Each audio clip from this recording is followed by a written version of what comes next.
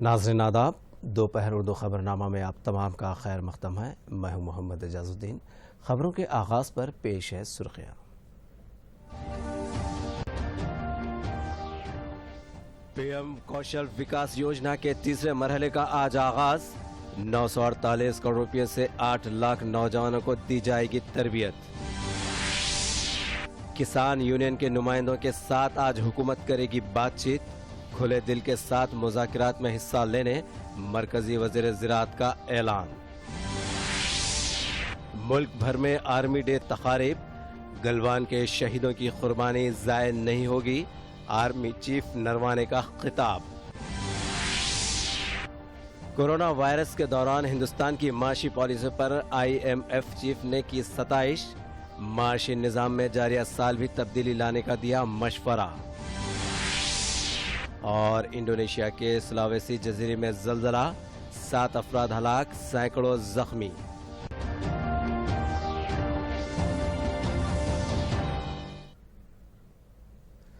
عوام الناس کو کورونا کے پھیلاؤ کے بارے میں چوکس رہنے کی ضرورت ہے۔ جب آپ دوسروں سے بات کرتے ہو تو ماسک کا استعمال کریں اور کم سے کم کچھ فٹ فاصلہ رکھیں اور ڈاکٹر کے مشورے کے مطابق بار بار ہاتھ دھوئیں۔ احتیاطی تدابیر اختیار کر کے کورونا کو روکا جا سکتا ہے۔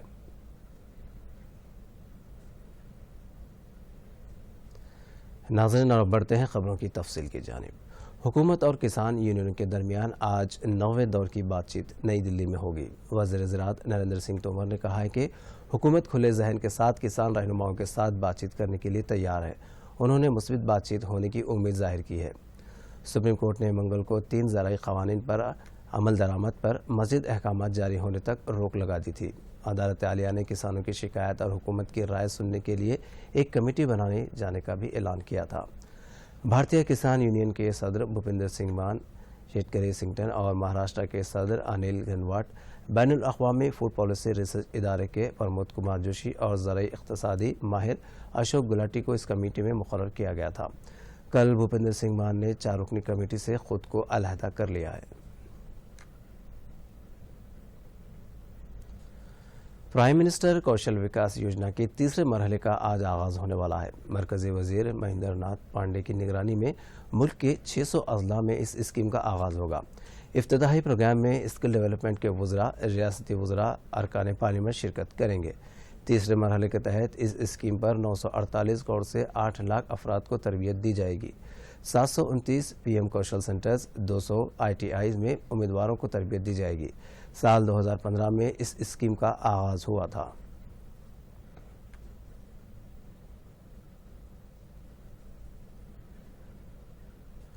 وزیر اعظم نریندر مودی کل ویڈیو کانفرنسنگ کے ذریعے اسٹارٹ اپس کے ساتھ بات چیت کریں گے اور پرارمبھ اسٹارٹ اپ انڈیا بین الاقوامی سربراہ کانفرنس سے خطاب کریں گے۔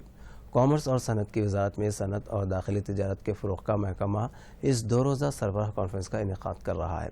کامرس اور صنعت کے وزیر پیوش گوئل آج اس کانفرنس کا افتتاح کریں گے۔ اس کانفرنس میں 25 سے زیادہ ملکوں اور 200 سے زیادہ عالمی مقررین شرکت کر رہے ہیں اور اس کے ساتھ ہی یہ سربراہ کانفرنس اسٹارٹ اپ انڈیا پہل کے آغاز کے بعد سے بھارت حکومت کا اسٹارٹ اپ سے متعلق اب تک کا سب سے بڑا اجتماع ہوگا۔ 16 جنوری 2016 کو وزیر اعظم کی جانب سے اسٹارٹ اپ انڈیا پہل کے آغاز کے 5 سال مکمل ہونے کے موقع پر اس کانفرنس کا انعقاد کیا جا رہا ہے۔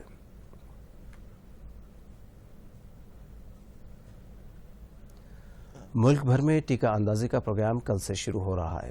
وزیر اعظم نریندر مودی ہفتے کی صبح 10:30 بجے ورچوئل طریقے پر ٹیکہ اندازی پروگرام کا آغاز کریں گے۔ ملک بھر میں 2934 سینٹرز پر ٹیکہ دیا جائے گا۔ وزیر اعظم نریندر مودی ٹیکہ اندازی کے افتتاحی پروگرام کے موقع پر پرائمری ہیلتھ سینٹر کے ڈاکٹروں اور ٹیکہ والوں سے ورچوئل طریقے پر بات چیت کریں گے۔ تلنگانہ کے 139 سینٹرز پر بھی کل ٹیکہ دیا جائے گا۔ گاندھی ہاسپٹل میں گزشتہ 10 مہینے سے صفائی کے کام انجام دینے والی صفائی ورکر کو پہلا ٹیکہ دیتے ہوئے ریاست میں اس پروگرام کا آغاز کیا جائے گا۔ دونوں شہروں میں 31 سینٹرز قائم کیے گئے ہیں۔ وزیر اعظم نریندر مودی ٹیکہ اندازی کے افتتاحی پروگرام کے موقع پر گاندھی ہاسپٹل اور رنگاریڈی ضلع کے نارسنگی پرائمری ہیلتھ سینٹر کے ڈاکٹروں سے ورچوئل طریقے پر بات چیت کریں گے۔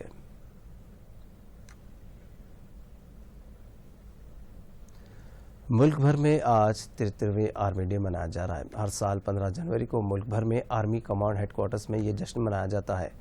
دلی میں منعقدہ آرمی ڈے تقریب میں فوجی سربراہ ایم نروانے نے شرکت کی اور خطاب کرتے ہوئے کہا کہ گلوان میں فوجیوں کی قربانی ضائع نہیں ہوگی۔ ہندوستانی فوج کے صبر کا کوئی بھی امتحان نہیں لے سکتا ہے۔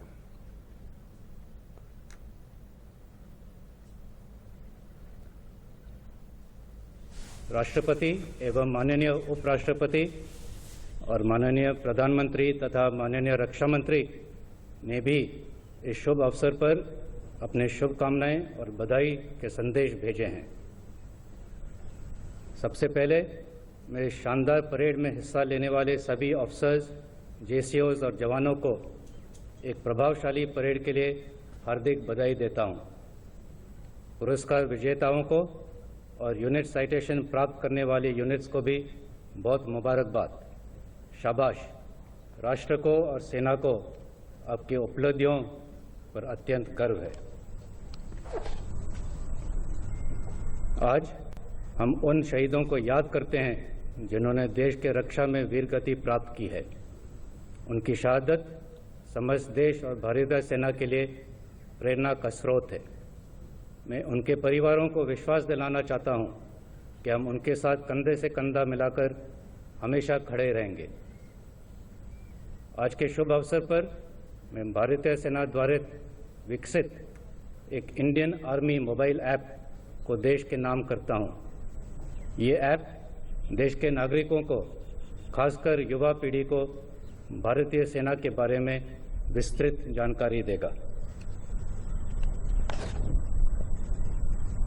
पिछला वर्ष सेना के लिए बेहद चुनौतीपूर्ण रहा। उत्तरी सीमाओं पर चीन के साथ चल रहे तनाव से आप परिचित हैं। देश के सीमाओं पर एक तरफा बदलाव की साजिश को मुंह तोड़ जवाब दिया गया। मैं देश को विश्वास दिलाना चाहूँगा कि गलवान की वीरों की शहादत व्यर्थ नहीं जाएगी। भारतीय सेना देश के संप्रभुता और सुरक्षा पर कोई आंच नहीं आने देगी। हम बातचीत और राजनीतिक प्रयासों से विवादों का समाधान के प्रति प्रतिबद्ध हैं, लेकिन कोई भी हमारे धैर्य की परीक्षा करने की गलती ना करें। मरकज़ी हुकूमत की जानिब से तामीर की जाने वाली इमारत के कामों का आज से आगाज़ हो रहा है। 14 अरकान पर मुश्तमिल heritage conservative committee central Vista की तज़मीन नौ के कामों के तहत पार्लियामेंट की नई इमारत की तामीर की मंजूरी दी है। पार्लियामेंट की इमारत तामीर करने वाली टाटा कंस्ट्रक्शन की जानिब से आज कामों का आगाज़ होगा। 64,500 मुरब्बा मीटर एक हफ्ते में 971 करोड़ की लागत से नई इमारत तामीर की जाएगी। पार्लियामेंट की मौजूदा इमारत के मुकाबले में ये 17,000 मुरब्बा मीटर बड़ी हो गई। इस इमारत को ज़लज़लों से पाक बनाया जाएगा। गुजरात के HCP इदारे ने इमारत का डिज़ाइन तैयार किया है। इमारत की तामीर में 2,000 मजदूर रास्त तौर पर 9,000 अफराद बिलवास्ता तौर पर हिस्सा लेंगे। अक्टूबर 2022 तक इमारत मुकम्मल कर ली जाएगी। इसमें 1,224 अरकान पार्लियामेंट को एक साथ बैठने की सहूलत फराहम की जाएगी।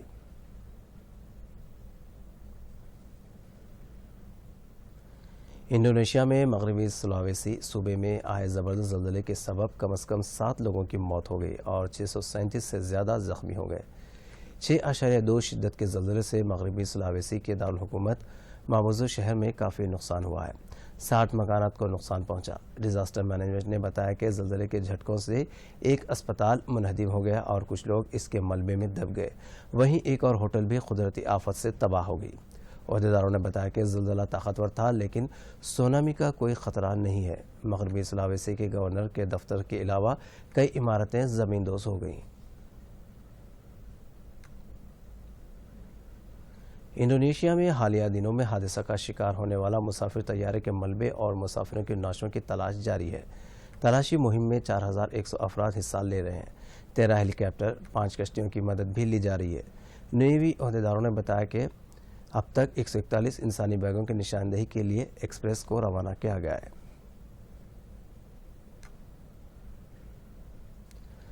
مرکزی تحقیق ادارہ CSIR IGI اور اسپیس ہیلتھ کے اشتراک سے دہلی ایئرپورٹ پر جینوم لیب قائم کیا گیا ہے۔ نیتی آیوگ کے رکن VK پال نے اس لیب کا افتتاح کیا۔ برطانیہ میں شروع ہونے والے نئی شکل کے کورونا وائرس کی شناخت کے لیے یہ لیب کارآمد ثابت ہوگا۔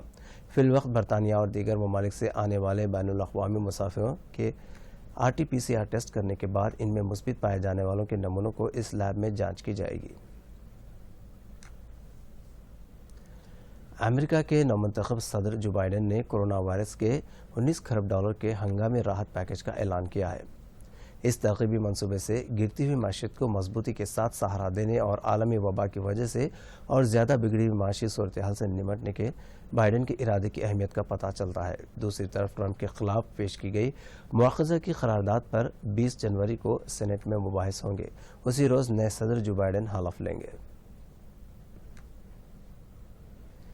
انٹرنیشنل مانیٹرنگ فنڈ کے چیف کرسٹالینا جارجیوا نے کہا کہ کورونا وائرس کی وبا کا سامنا کرتے ہوئے ہندوستان نے جو تعمیری اقدامات کیے ہیں وہ قابل ستائش ہے۔ انہوں نے کہا کہ کورونا کی وبا کے دوران حکومت ہند نے جو اقدامات کیے تھے اس سال اس کے مثبت نتائج برآمد ہو سکتے ہیں۔ انٹرنیشنل میڈیا راؤنڈ ٹیبل کے اجلاس میں انہوں نے یہ بات بتائی۔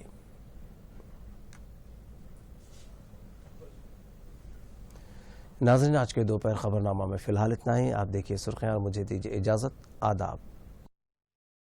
اب آپ دوردرشن یادگیری کی خبریں سوشل میڈیا پر بھی دیکھ سکتے ہیں۔ یوٹیوب پر DD نیوز تلنگانہ، ٹویٹر پر DD news Telangana @DD Yadagiri news اور فیس بک پر DD نیوز تلنگانہ کا مشاہدہ کیا جا سکتا ہے۔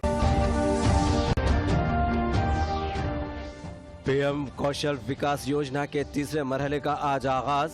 948 کروڑ روپے سے 8 لاکھ نوجوانوں کو دی جائے گی تربیت۔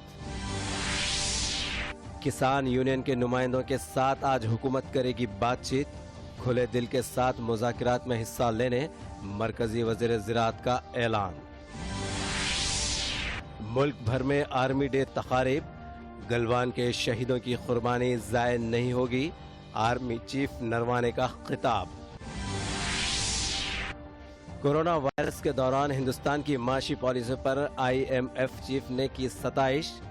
معاشی نظام میں جاریہ سال بھی تبدیلی لانے کا دیا مشورہ۔